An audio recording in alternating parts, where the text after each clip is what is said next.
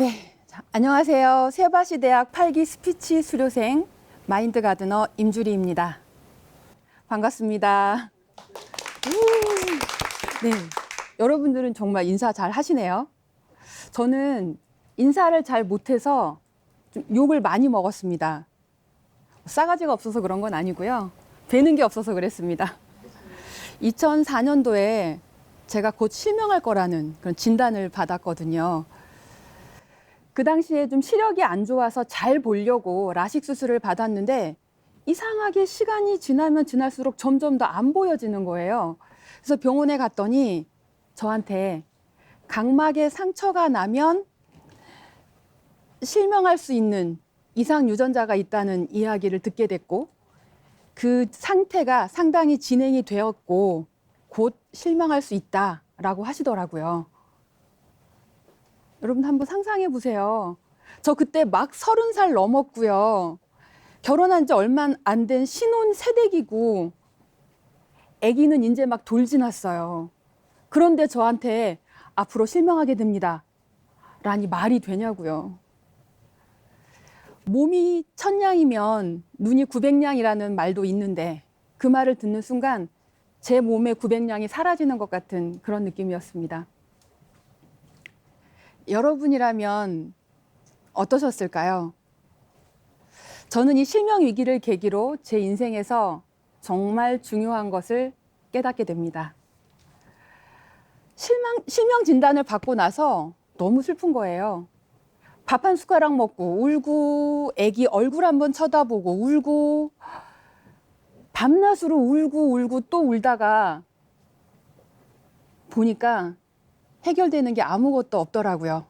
그래서 제가 할 수 있는 것들에 집중하기로 했습니다. 저의 첫 결정은 바로 이혼이었습니다. 그래서 제 남편한테 정말 비장하게 이야기를 했죠. 내가 앞을 못 보게 되면 당신 너무 힘들 거야. 당신은 착한 사람이라서 먼저 헤어지자는 말도 못 할 거니까 아내 자리에서 내가 물러날게. 우리 이혼하자.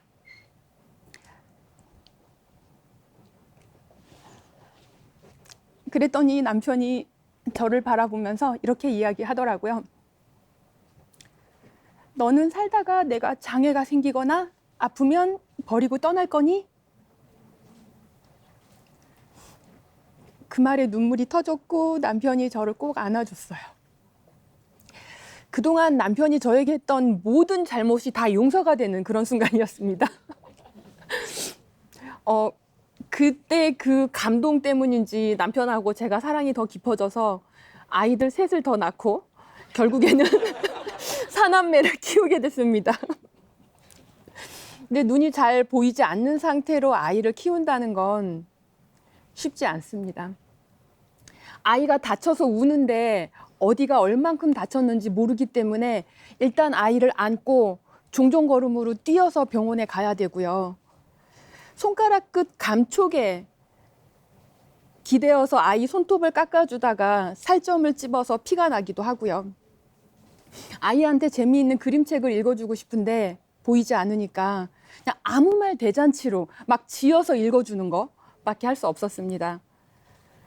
그래서 제가 했던 건 손을 뻗어서 아이가 닿으면 쓰다듬어주고 토닥여주고 안아주는 것, 그리고 사랑한다고 말해주는 것, 같이 노래 부르고 춤추고 옆에 있어주는 것, 그거밖에 할 수 있는 게 없었습니다.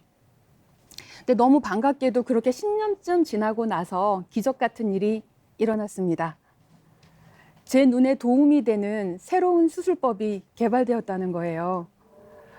두려움 반 기대 반으로 수술을 받았죠. 수술을 받고 딱 나왔는데 통증이 되게 심한데 그 잘 떠지지 않는 눈으로 이렇게 실눈을 뜨고 봤는데요. 병원 영수증에 글씨가 보이는 거예요. 너무 신기하더라고요. 근데 그 와중에 재미있는 건 저 병원에 갈 때 이렇게 깔맞춤 하느라고 검정색 옷 바지를 입고 갔거든요. 어머, 수술하고 나서 보니까 남색 바지더라고요. 근데 그것도 재미있었어요. 집에 가서 보니까 아이들 코끝에 맺혀 있는 코딱지도 너무 예쁘고요. 아이들이 찡그리고 화내는 표정도 너무 사랑스럽고 예쁜 거예요. 너무 행복했어요. 세상이 다 내 것 같더라고요. 근데 곧 현실이 다가옵니다. 오랜만에 마주한 제 얼굴은요, 김이 주근깨 잡티 장난 아니고요. 집안은 막 너저분하고요. 아이들 옷에는 얼룩의 보풀하기가 장난이 아니더라고요. 그러고 나니까 어떤 생각이 드냐면, 그런 저를 보고 사람들이 어머 세상에 저 모양을 하고 좋다고 속없이 돌아다니네 라고 흉보지 않았을까 하는 생각이 드니까 너무너무 창피하고 화가 나는 거예요. 그래서 그때부터 저는 눈에 보이는 것들에 집착하기 시작합니다. 다시 정리강박이 도지기 시작하면서 그 사랑 많던 그 온화하고 자상한 엄마는 온데간데 없이 사라지고, 흘리지 마, 만지지 마, 어지르지 마, 가만히 좀 있어. 이렇게 아이들한테 소리 지르고 화내고 잔소리하고, 급기야 제가 아이들을 때리고 있더라고요. 근데 더 속상한 건 그럴 때 아이들은 금방 천사 같은 얼굴로 엄마 사랑해요 하고 와서 안기잖아요. 근데 방금 미쳐 날뛰며 소리 질러 놓고 그 아이를 안아줄 수도 없고, 그렇다고 냉정하게 밀칠 수도 없고, 그 마음으로 죄책감, 자책감, 자괴감을 느끼면서 얼마나 울었는지 몰라요. 그러다가 깨달았죠. 눈이 보이지 않을 때 오히려 제가 아이들을 더 제대로 사랑하고 있었다는 사실을요.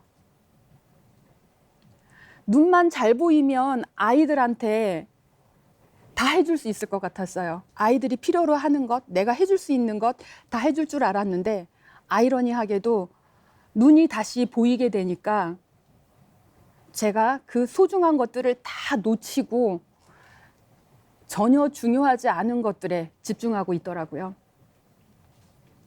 이제 다시 깨달았습니다. 사랑, 행복, 신뢰처럼 우리 삶에서 진정으로 소중한 것들은 눈으로는 보이지 않고 마음으로 보아야 보입니다. 그리고 그것들이 우리가 가장 어두운 순간에도 힘을 주고 빛을 발할 수 있게 해준다는 것을요. 여러분, 잠깐 눈을 한번 감아보시겠어요? 눈에 보이는 것들에 미혹되지 말고 마음으로 보세요. 그러면 여러분의 삶에서 진짜 소중한 것이 무엇인지 더 잘 보이게 될 것입니다.